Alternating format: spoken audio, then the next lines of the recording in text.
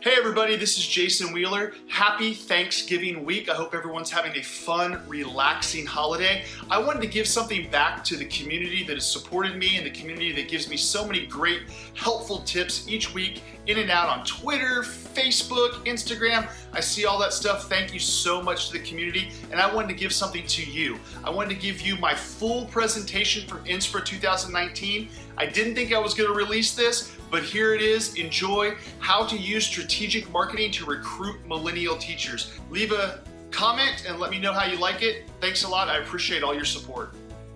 I'm in a kingdom far away. A lonely knight in the communications department was granted access to the HR department. This was a mighty feat. As we all know, silos rule education, but I was allowed to break through that barrier, and I was allowed to join the HR team and develop a new recruiting strategy, because we all know there is a big shortage of teachers across the United States. So I was granted access. My superintendent said, please create a marketing plan that will allow our HR department to get high quality candidates that are going to stay with us and be with us for the long haul. So that is why today I am going to talk about recruiting millennial teachers for your school district using marketing. My name's Jason Wheeler. I'm from Carrollton-Farmers Branch Independent School District in Texas, right outside of Dallas. And I will tell you, I was part of their team for about 3 years now, and some of the stuff I saw at the job fairs and some of the things that I saw were crazy. We would not approve. But before I begin, I do know two things. Today it's 8 a.m., right? So thank you so much for being here. And also I know it's Amazon Prime Day. So I see a lot of laptops up. If you guys are shopping, you're not going to offend me. Just pretend you're writing notes, okay? Instead of getting that vacuum that's a robot, okay? So please, here we go. We're going to talk about millennials. We're going to talk about marketing, and we're going to talk about how we're going to recruit those teachers to get high quality teachers in your district. But the reason why we need marketing these days is there is a huge teacher shortage across all 50 states across the United States. At least one subject area is not being fulfilled in most states. It is very, very hard to find teachers. I was a teacher for 12 years before I moved into this position. Notice my gray hair. It's not just because of my kids, it's because of the thousands of kids I had over 12 years. Being a teacher is stressful. How many were teachers before you joined? It's stressful, right? It's hard to stay in. And with the economy doing a little bit better, it is very hard to find teachers right out of college.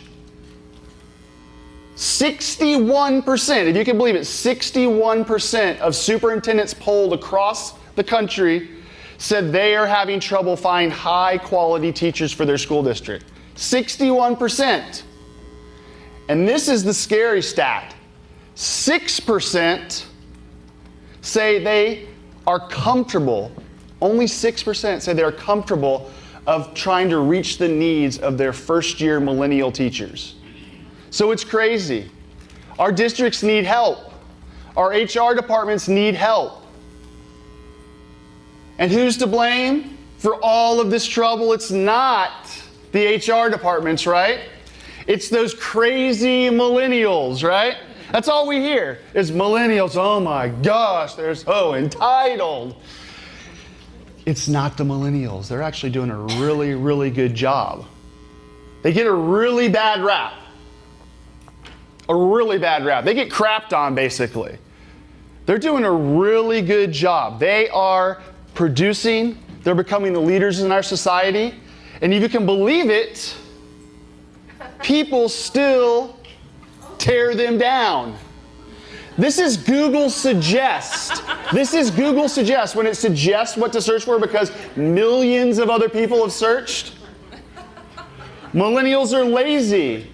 Millennials are killing. Let's just not hope in our neighborhoods. But millennials are stupid. They're idiots. You know, they're screwed. They're killing the napkin industry, whatever that means. And then they're not bad. They are the worst. The worst. Millennials are the worst. But here's the deal, ladies and gentlemen. And of course, my thing just went out.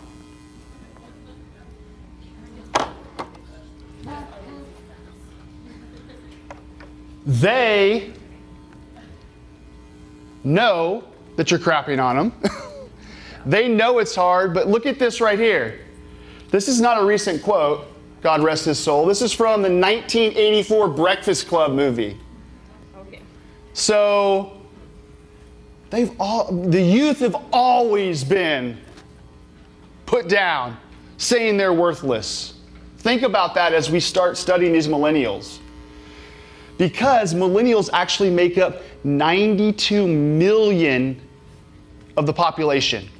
The biggest generation. They surpass baby boomers to become the biggest generation in our country. Millennials. They make up, if you can believe it, we think of them as teenagers on their cell phones. They make up 40% of the workforce. And in less than 5 years, they're going to make up 75% of our workforce. And these numbers are probably higher in the education field. We have new teachers coming in all the time, fresh out of college, filling those spaces of teachers that are retiring. That number is incredible. 75% of the workforce will be millennials in less than 5 years. So be prepared. Not only are they already here, but they're going to be here and they're going to be your bosses and they're going to be the people taking over leadership positions. They are coming. But who are these millennials? The easiest definition is people, I've seen different numbers, so I know you're calculating like, oh gosh, I thought I was a millennial. But no, 1980 to 1997, I've seen some things go to 78, I've some things go to 2000. It doesn't really matter, it's just this generation. And I hate to define a whole generation of just being, if you were born in this day, this is exactly how you're gonna act, because of course we know that's not true. But to break it down even further, there's different categories of millennials. And there's a great book called Marketing to Millennials and then Millennials with Kids that knock out so many stats, it's incredible, it is awesome. But this is the one we're gonna focus on right here, this one right in the middle. It's the recessionist millennials. Those are the ones that are just now leaving college and they're coming out and they're joining the workforce. And what's crazy is that they are completely different than these early millennials. The earlier millennials grew up with parents, the go-go 80s, Wolf of Wall Street, Gordon Gekko, greed is good. They're more of the, selfie generation, the party generation. These recessionist millennials are a lot more conservative, except when they go to the club, I guess. But they're a little bit more conservative because they saw their parents lose their jobs during the dot-com bust. They saw their parents lose their jobs during the 2008 real estate crisis. They are scared about the future of their society, so they have a different mentality. They're a lot more concerned about a paycheck.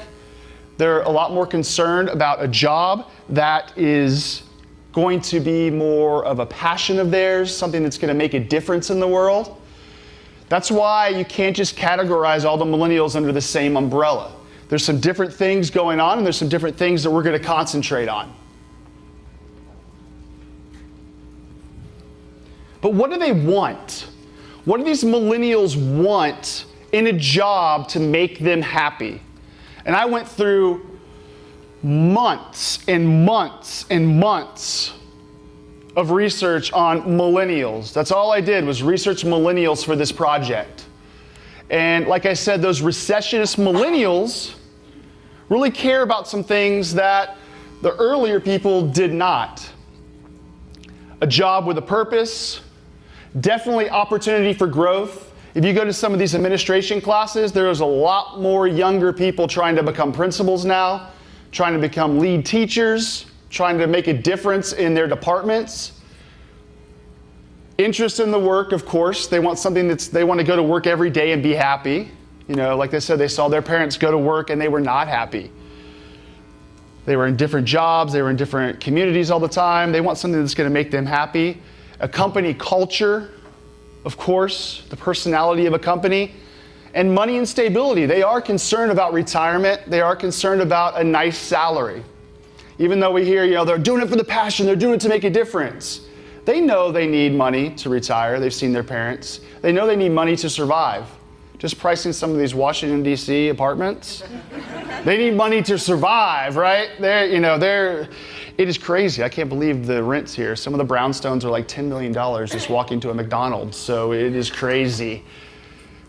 But the top three, culture, that's the personality of your company. How do people feel when they hear the name of your company? What traditions, beliefs do you have that shows that they're joining a company that's going to make a difference, that's going to cater to them, that's going to make them happy? Concentrate on your culture. Then, of course, growth. What do you have in place for first-year teachers? The first question we get asked at every job fair is, what kind of mentorship program do you have for first-year teachers? What growth? Am I going to have a lesson plan database? How's this going to work? Growth, growth, growth. They want to be the future leaders. They want to make a difference. Concentrate on growth. And this some might surprise some people, but location for the millennials. They want a community, they want a hub where they can call home, where they can have fun, where they can meet people. Think of when you left college. It's a new step in your life. A lot of you branched away from your college friends. You spread out across the country.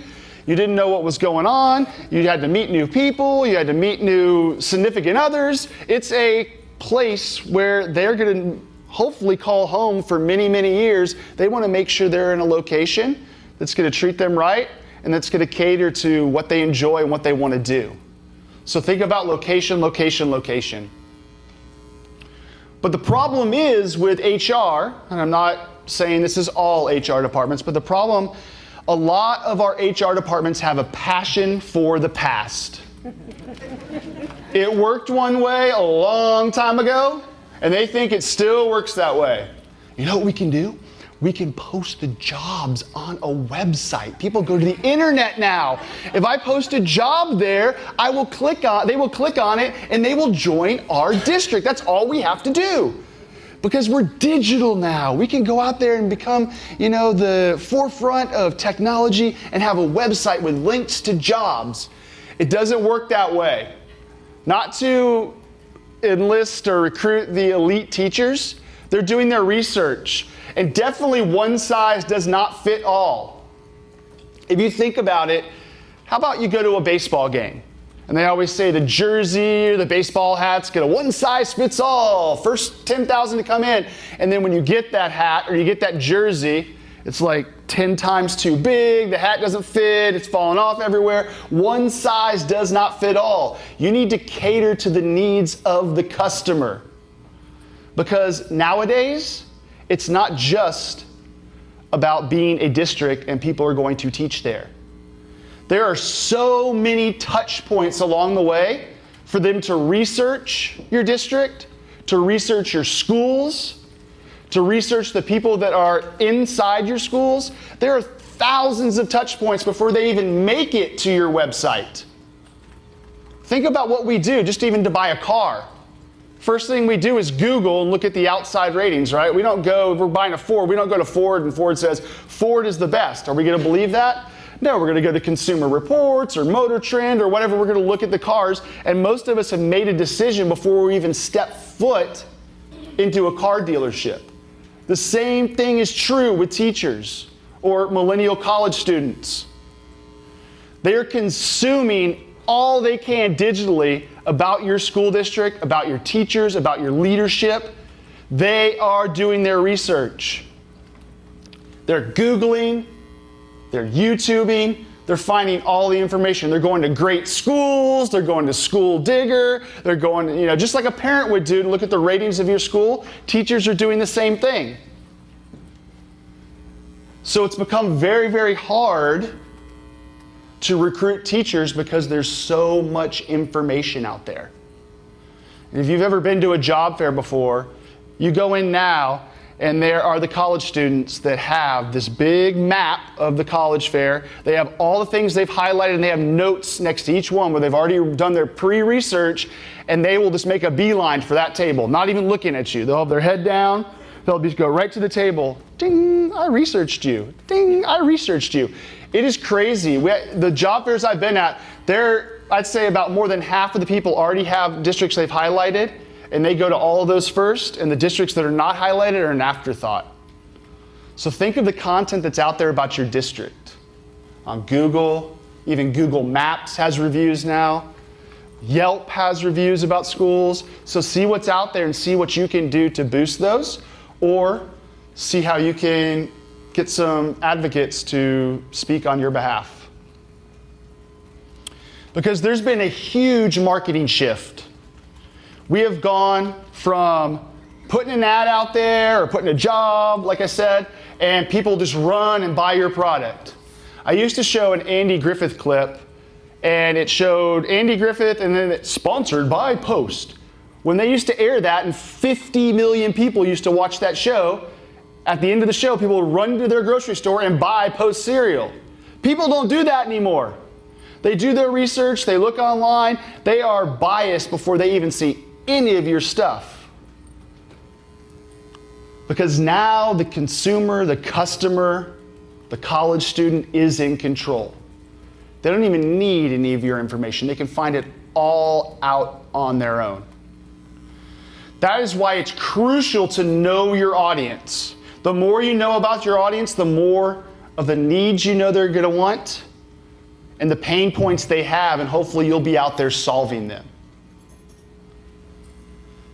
Because it all comes down to developing that recruitment brand. And a lot of people get confused of what is a brand? What does that even mean? It's not a logo. It's not your name.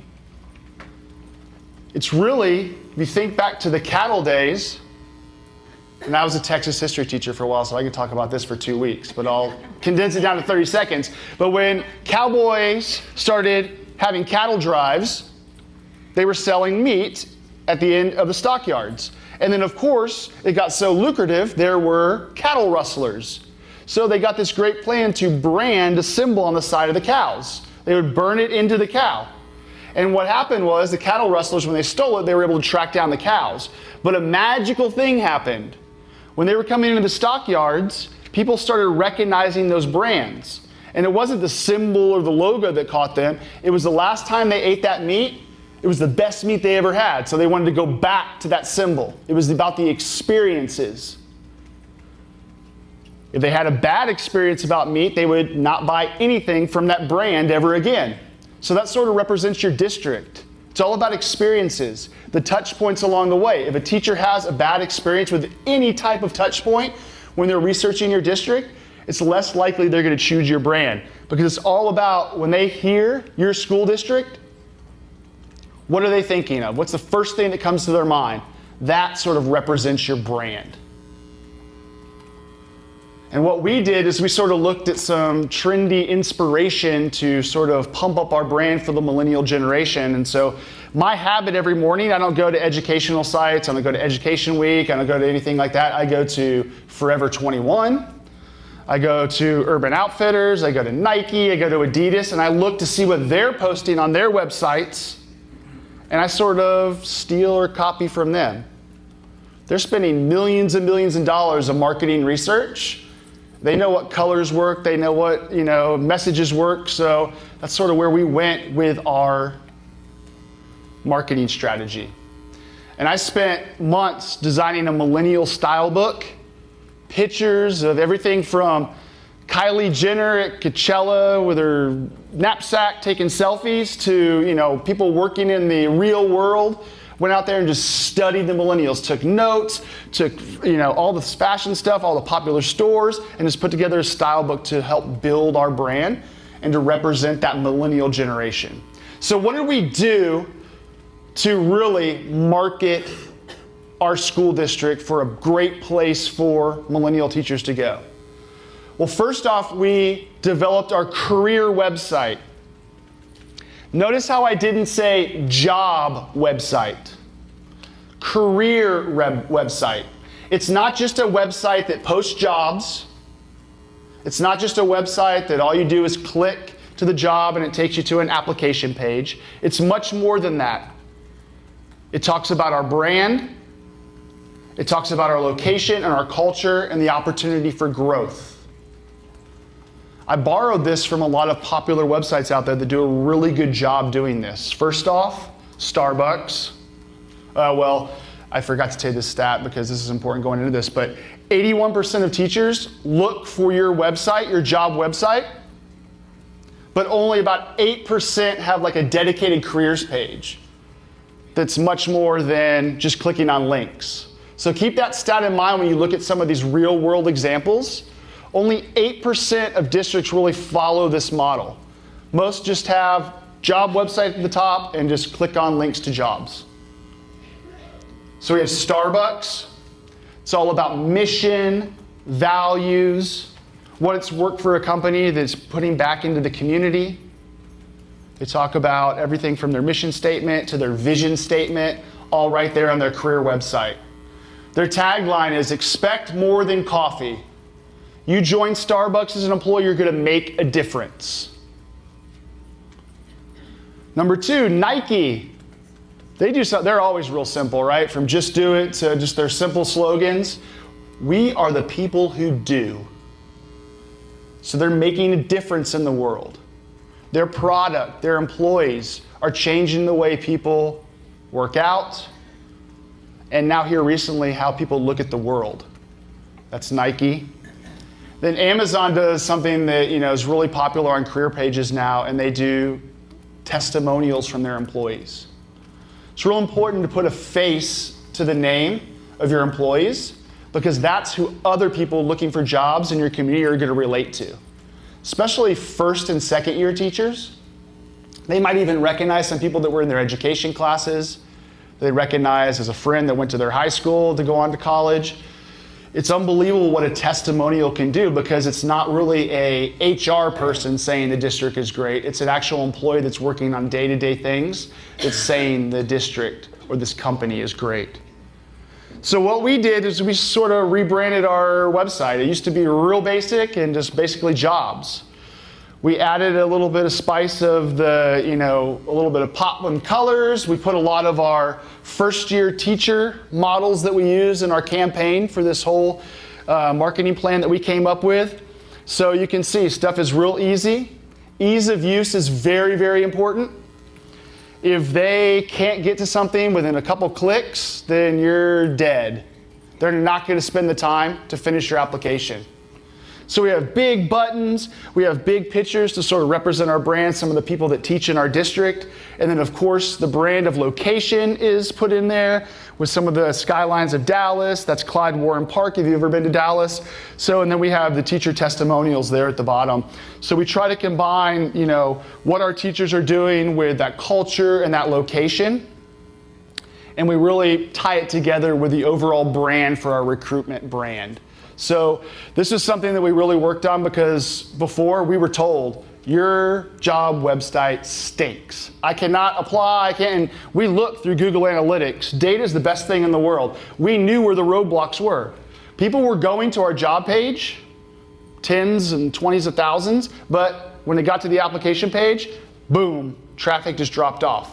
They didn't want to complete the complicated application. They didn't want to go through and all these clicks to find what they were looking for. So we simplified it and definitely infused the brand into our website. And then of course, if your website is not mobile responsive, 85% of millennials are on a smartphone when they search the web. 85%. If your site is not mobile, and that's going to kill and deteriorate your brand. They are not going to mess with you. They all want ease of use. They want to be able to do it whenever they can. We had people apply at some of our job fairs from their smartphone standing in line. So it's just all about ease of use, and of course, ease of use is now mobile. Number 2, social media. Not only are they looking at your web pages, not only are they looking at your career site, they're looking at your social media. Because your social media really is a great representation of what your culture is. You putting boring pictures out there? You putting 0 pictures on Facebook, Instagram, and Twitter? They're a visual society. They love videos. You really need to concentrate on your social media. Social media is the fuel to your content. Hey, do you need someone to be your keynote speaker or someone for a session at one of your conventions? Look to me, Jason A. Wheeler. I speak on school marketing, school communications, general marketing, everything from social media to content marketing. Check me out right here, jasonawheeler.com/book-Jason. Have a great day. It's a tool that's going to put your stuff to the next level. It's going to infuse your culture out into the social media airwaves. It is what really is going to stand out because, of course, we know they're on social media, but also when they do their research, they're going to look at everything they can to get an idea of what your culture is about. And the best thing that you can be on right now, and I know people are like, what? LinkedIn. LinkedIn is awesome because guess what? Every college student, their freshman year has to put together a LinkedIn profile pretty much. Doesn't matter what kind of major they are. The professors are like, you better have a LinkedIn profile out there to get internships. You better have a LinkedIn profile out there to get jobs. LinkedIn. And the great thing about LinkedIn is this. Microsoft bought the company about 3 years ago, I guess, 2 to 3 years ago, and they've totally transformed the whole platform. It is no longer a job site. You can still get jobs that way, but it is a hub of content. You can go on there and get everything from educational papers to marketing to social media. It's all organized by hashtags now. They basically stole everything that worked really well for Facebook and they put it into LinkedIn. So I get so much traffic going to my own blog through LinkedIn, but having a company page and company videos on LinkedIn and not just posting, we have a job available, but post like the top 10 tips to land a job in education. Those are the articles that are going to work. Don't just sell, sell, sell. You want to give them something, which I'm going to talk about in just a second. LinkedIn's all about content, and you're putting that out there, and you're going to reach 500 million people. They're not all going to be teachers, of course, but there's 260 million active users on LinkedIn. And a lot of those are the millennial college students looking for jobs, and even the teachers have a LinkedIn page. If you look at some of the resumes now that we get from teachers, they all have a LinkedIn link on their resume. They're on there. If you post content on there, especially content that's going to help them become a teacher, they're going to follow you and you're going to become the trusted source for them to gravitate to. Really try LinkedIn. The organic growth is crazy. You know how Facebook used to be like you post something and everybody saw it? Now we're down to about 2% of your fans see your content. On LinkedIn, it's closer to 35% of people see your content when it's posted. It's great organic growth. And even the ads work really, really well to hyper-target people on the LinkedIn platform. And then, of course, Instagram. We have our Instagram that's sort of dedicated to our students, our young parents. A lot of parents now are millennials. A lot of people are on Instagram. People are gravitating towards it like crazy. But we also target our teachers on Instagram. So we try to have a mixture of great student shots, great teacher shots, and especially around job fair time, we'll put a lot more teachers in the pictures. And I'll talk about that in just a second. But so many districts concentrate when they're marketing to teachers is to put students, students, students. I have a little bit different thought process on that. It's already past Twitter as the third most, if you want to count YouTube as a social media platform, behind Facebook. It's crazy how much it's grown over the years. 1 billion active users on Instagram. And of course, they're starting to skew a little bit older. So you're going to get some of those first, second, third year teachers, and also you're going to get those college students for sure. But some of the content we put on there is focusing on our teachers. This happened to be an Instagram ad but we use those same teachers and that same brand throughout our whole campaign. This is Sasha. She's a special ed teacher in our district. She just happened to be a Dallas Cowboy cheerleader too, so she was a good fit to put on our marketing material.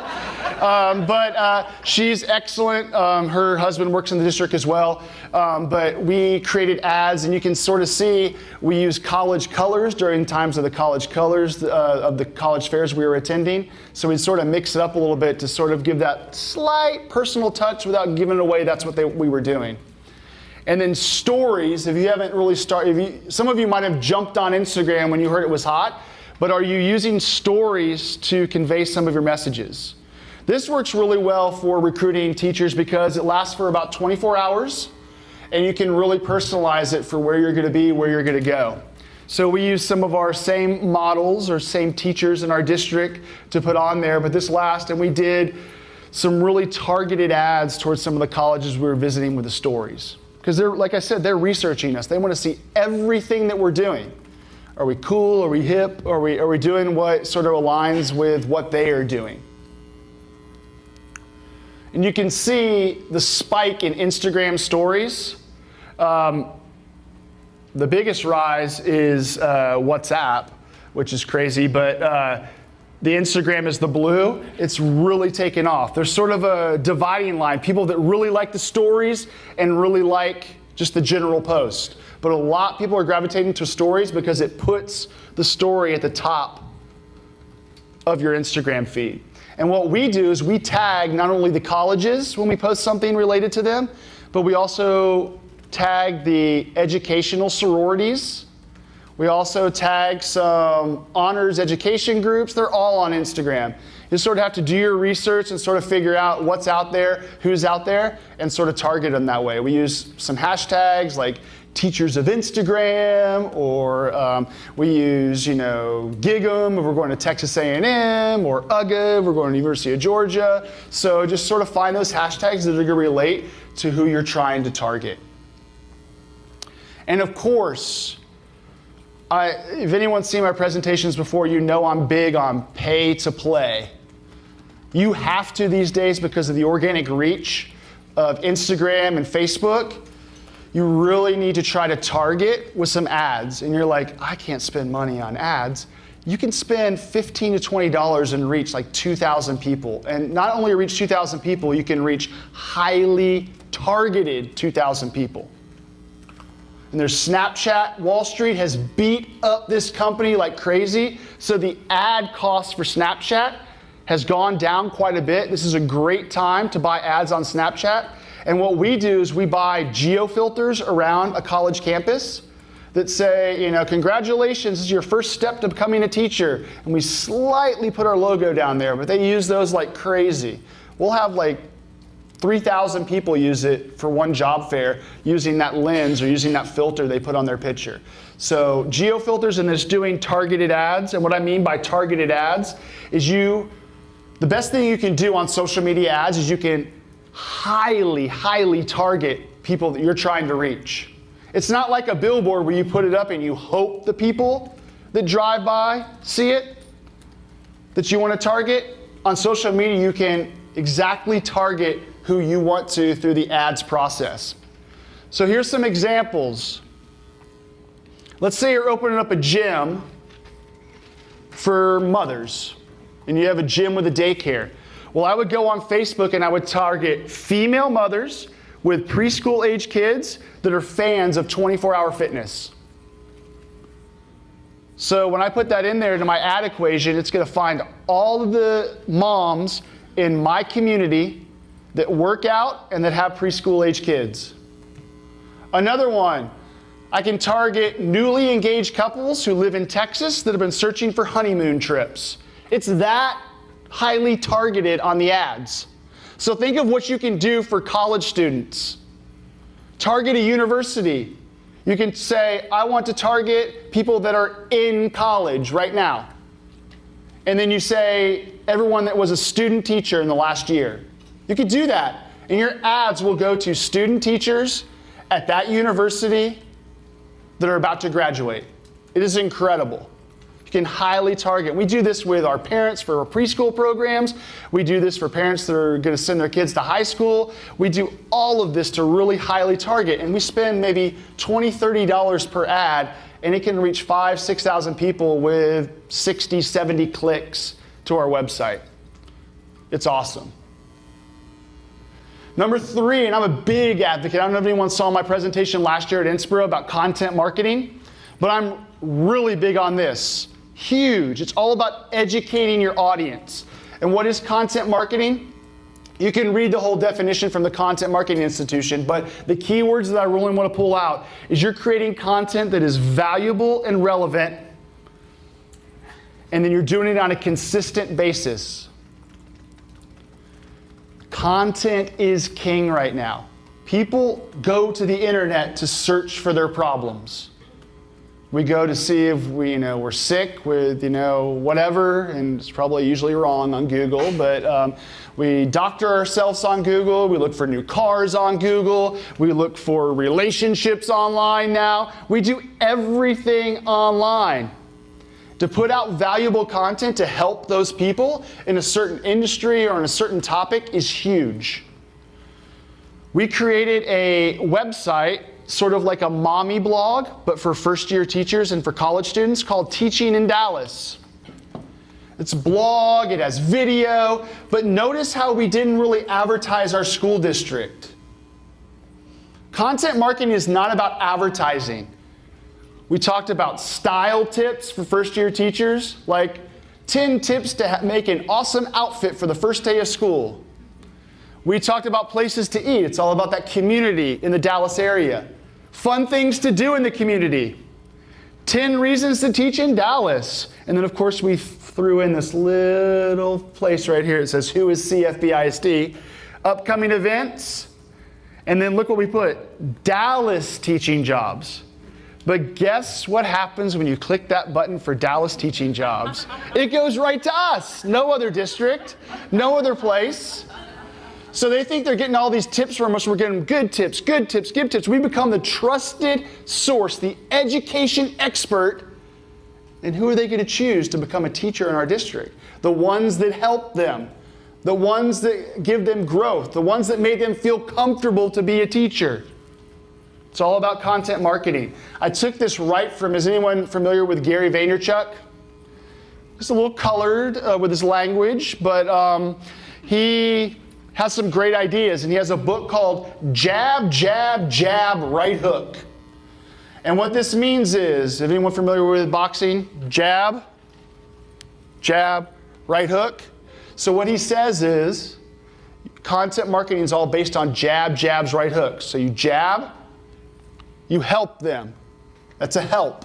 Something like going on social media live like we did. We did a Facebook Live where we called it First Year Teacher Questions. We had HR panel and principal panel, and we went live and targeted through ads all the colleges in Texas, and we had them watch, and we had a round table to ask questions about how to get certified, how to become a teacher in our district, what if you live out of state, how do you become certified, what's the next step to apply for a teaching position, what's the typical day life of a teacher. So we had an hour-long teaching sort of seminar online on Facebook Live. So that was one of our jabs that we did. We helped them sort of get in line and become a teacher. Then, of course, we jabbed again with some help. Like, what if you have a new teacher podcast with first-year teachers or second-year teachers interviewing first-year teachers about their experiences and what's worked for them? And you have that out on iTunes. Teachers are going to find that. They're going to want to know how to become the best teacher that they can be. It's helping them. You do another jab. A blog post about first-day fashion tips for teachers. That's a jab. All you're doing is helping them. All you're doing is helping. Then you do the big old right hook. After you help. Some people it's going to take one jab. Sometimes it's going to take 20 jabs. But when you put in that right hook, boom! Come work for CFBISD. We've given you all this help. Wouldn't you want to join us? And they come to our job site, and hopefully because of the experience they had with us, the help that we gave them through content marketing, that they come and join our district. And now video marketing, some video we produced. How can we make our community better? What will push us further? Who will make the future brighter? The reason I became a teacher was to have a positive influence on my students. It's important for them to have somewhere where they have a good, strong, positive role model. I wanted somewhere where I could have a home base and feel like I could grow as a teacher, and where I could also have students that were willing to grow and learn with me. Building those relationships and building their confidence is something, that I feel has an impact on kids. Just motivation.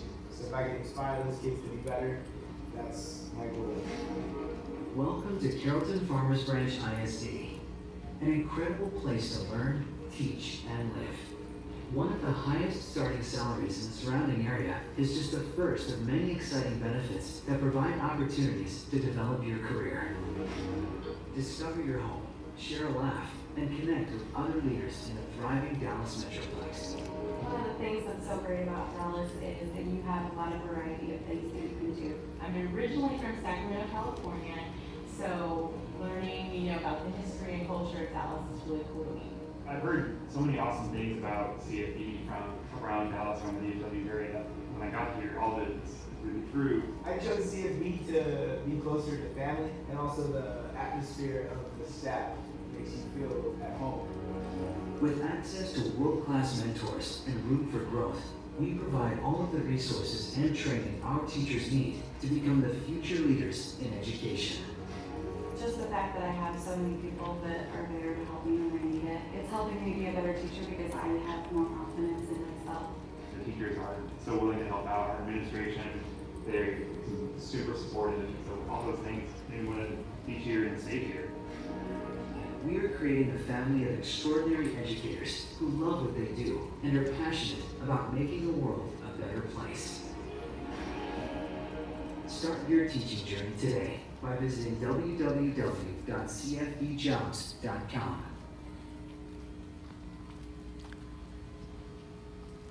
So a lot of the problems when we start thinking of video marketing is a lot of people go off-brand when they think of video. They think it's a new thing. They're like, oh, we can just do whatever we want. We'll just do a video of interviewing kids of how great their teachers are. But we stayed on brand. We talked about location. We talked about relationships. We talked about the lifestyle, the community, the culture of our district. We didn't deviate from that brand.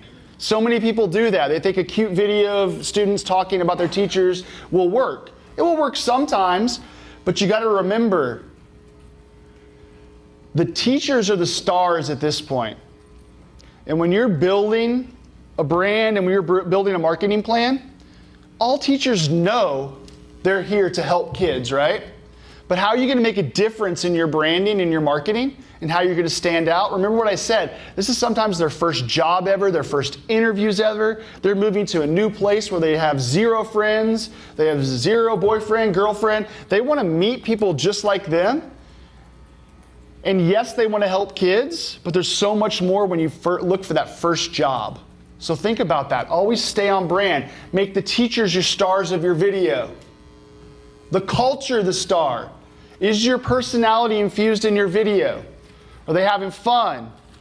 Are they showing them making a difference in the community?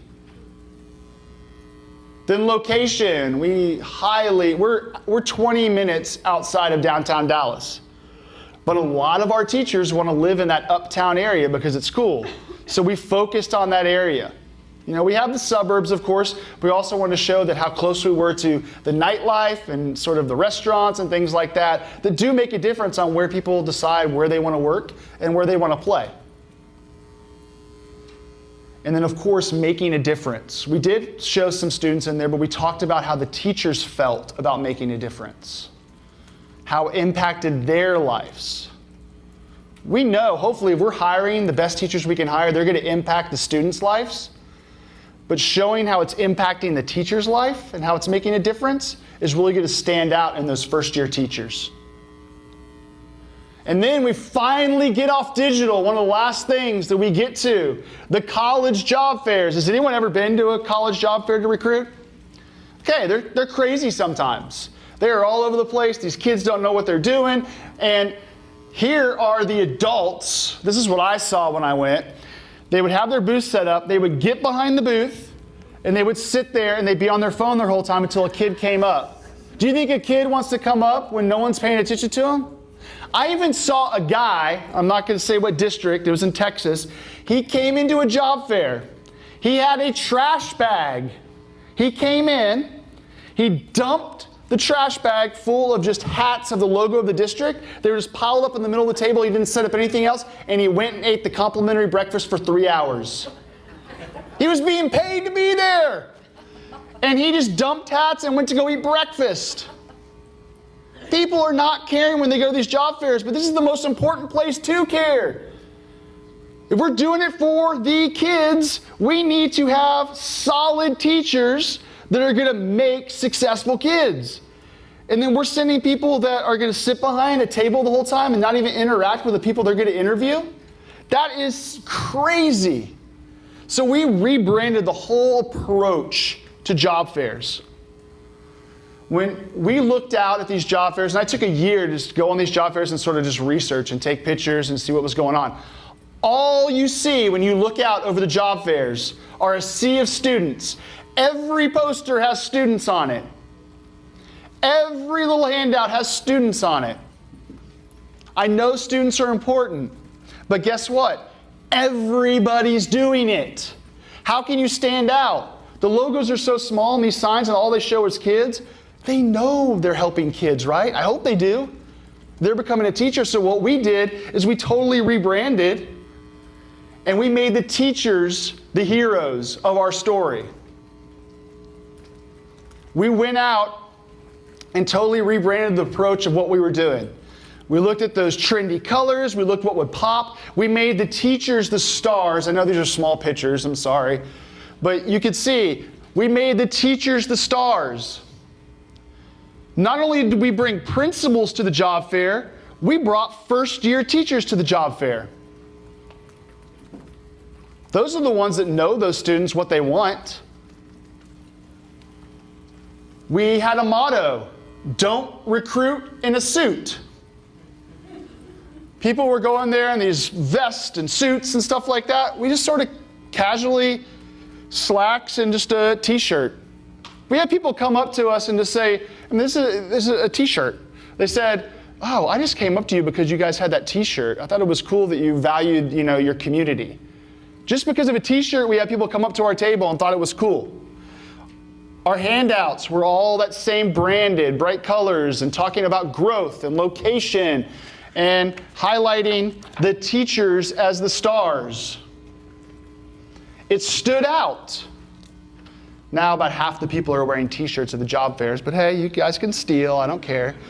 But it's unbelievable what showing teachers' faces, wearing t-shirt and having like cool swag, like lip balm, like the EOS lip balm. We even had socks that said summer's off. It was crazy some of the stuff that we did that made a difference at our table and people would come up. Because if you look at some of the common people that come up through, they're the millennials, in case you want to be trendy. There's some older SKU teachers at some of the job fairs, but most of them, 99% are the millennials. So we did the trendy inspiration. We knew our audience, really done a lot of research, and we knew we were going to run into some different types of people. So real quick, this is some of the people you see at job fairs and how we sort of vamped our job fair to reach these people. I have a job, and they go up to every table and tell everyone that they have a job already. They're very proud, which they should be, but they're like, and some of them come up and go, yeah, I already have a job, but my professor said I had to go to a certain amount of tables, so I'm just sort of stopping by and saying hi. It's like, okay, thank you so much. Thank you, have a great day. Then you have the highlighter, which I already talked about, the people that are like zone, left, right, table. They're like trained in their mind, the exact tables they want to go to. The destination job, I'm only going to Houston. Dallas, bleh.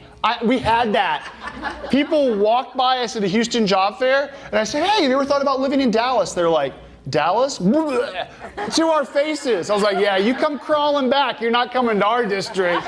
Dallas rules. So we have the destination job people, the clueless. This is the funniest. The teachers that walk in, like, and they sort of just like, and they're just walking around. They go up to like maybe one table, that's it. The clueless. This is my favorite. I love my BFF. It's usually girls for some reason. They're holding hands a lot of times too, and they'll skip to the table and they'll be like, hi, we're looking for jobs. We're like, well, which one of you is looking for a job? We both are. So we have to interview them at the same time and do everything. They sit with each other. They go, we really want to work at the same school. Is that possible? Like, no. So it's just, I love my BFF. The homer that has to teach at their home school. It's usually the athletes, and they let you know they were an athlete.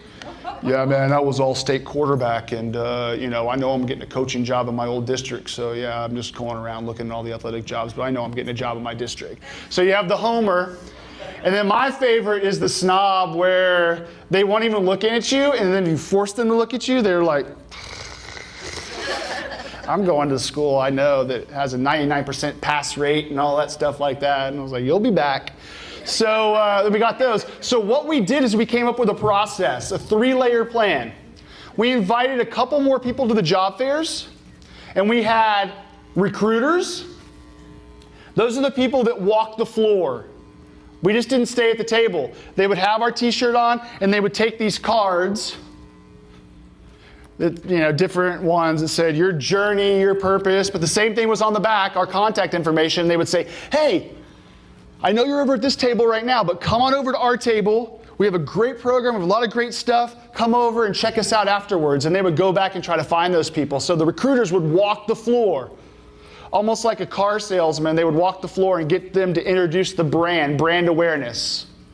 Then we had the screeners at the tables. Those were usually 2nd, 3rd, 4th year teachers. The recruiters were usually the 1st year teachers.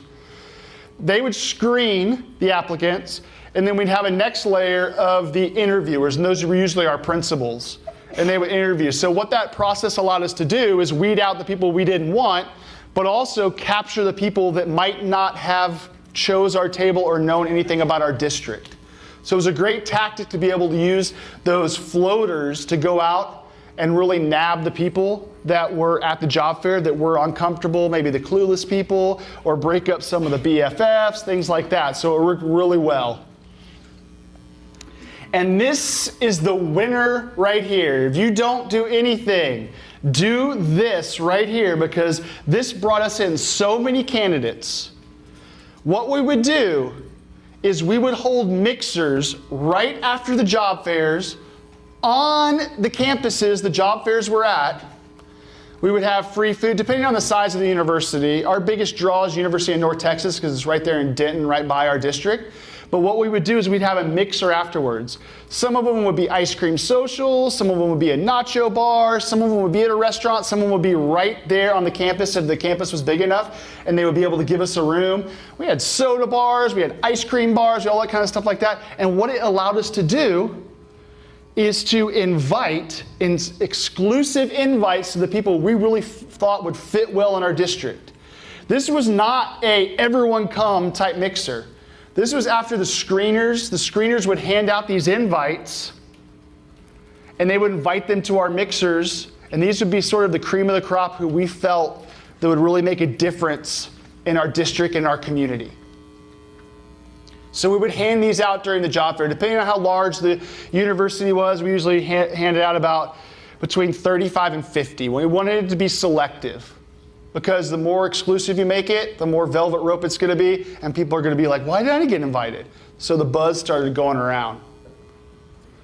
Because what that did is it created talk triggers. And talk triggers is when you're doing something different that the other guys are not doing. So what these talk triggers allowed us to do is there was a buzz around the job fair. did you get invited to this mixer? They invited me. It says exclusive invite. So we would have friends come up with their friends like, my friend didn't get an invite. Is there any way she could come with us? Everyone's sort of talking about they really want to go to this mixer. So sometimes we give it to them. Sometimes we were like, no, sorry, we ran out. So really exclusive because we wanted those people to feel special at our events. Because if you're engaging with those people on a different level, they're going to feel really, really special.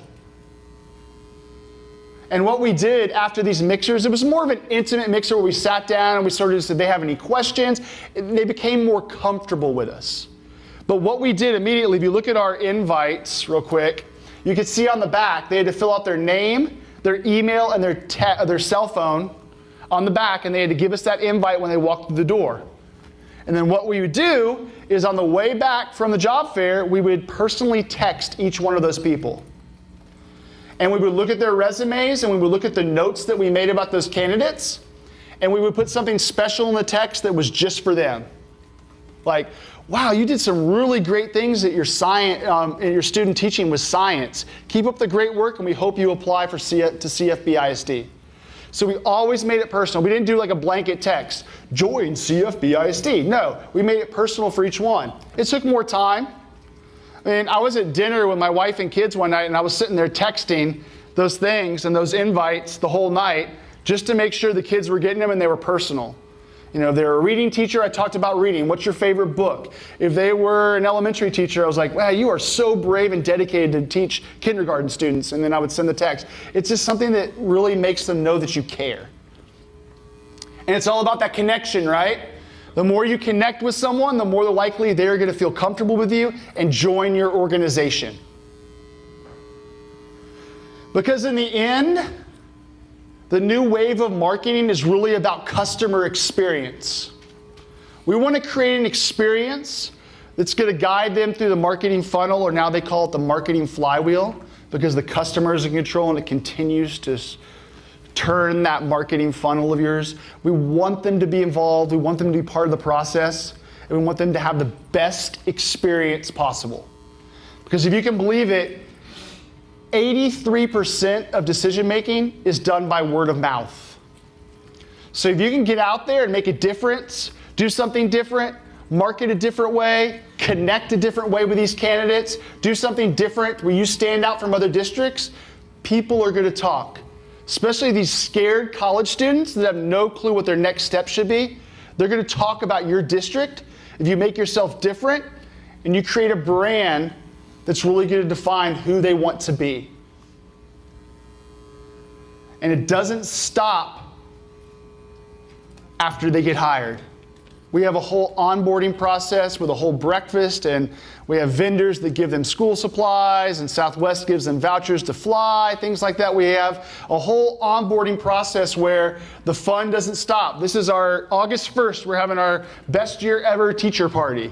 We're going to have a DJ there. We're going to have donut bars. We're going to have coffee bars, all this stuff where just get to know each other. We're changing it up completely this year. We're rebranding this whole thing where it's all about meeting, mix and mingle with people that are exactly like them. It doesn't even have to be from their school. Meet another 5th grade teacher, meet another high school chemistry teacher, just to get to each other and have some fun.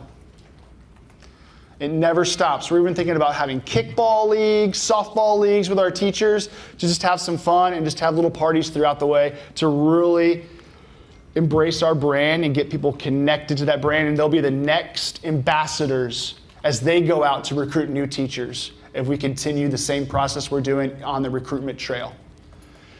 And the last thing I will end, in 2 years, Generation Z will be graduating college.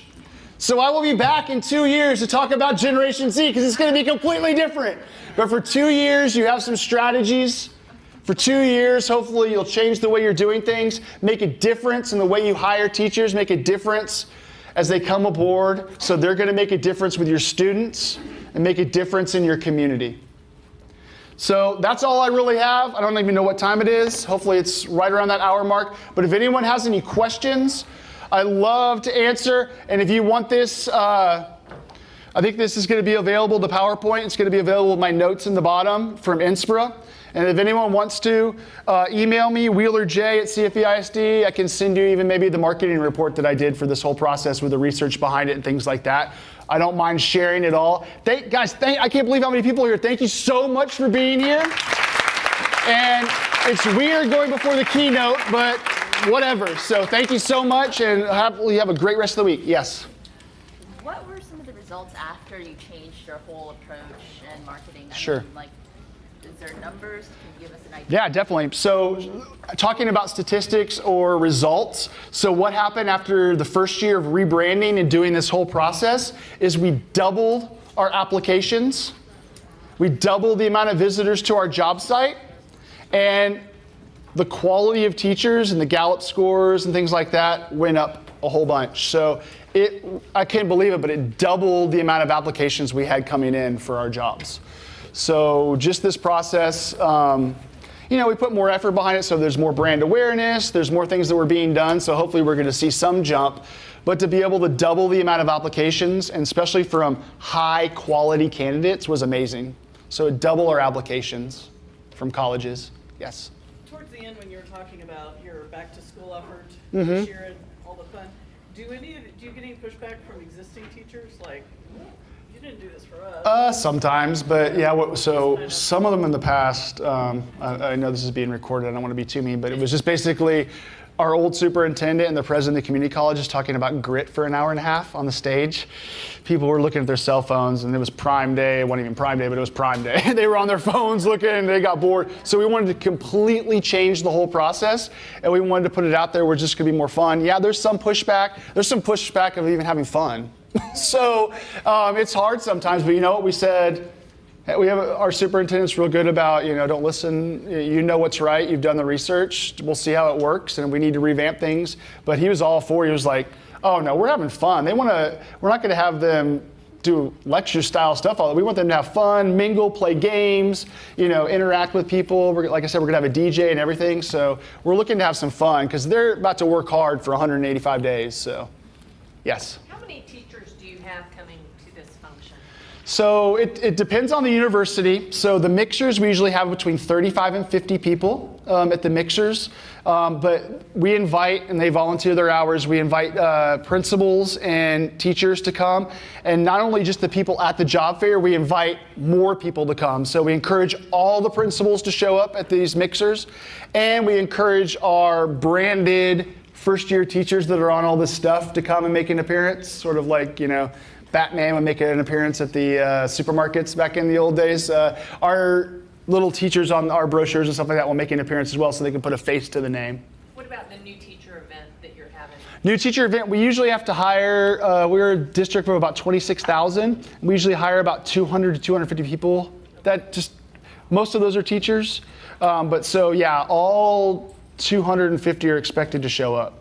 And we get sponsors from the community. The businesses sponsor all the food, all the decorations, and all that stuff like that. So we charge them to come have a table, and they're supposed to give away prizes. It's not a sales thing. They're just allowed to come and be part of the festivities.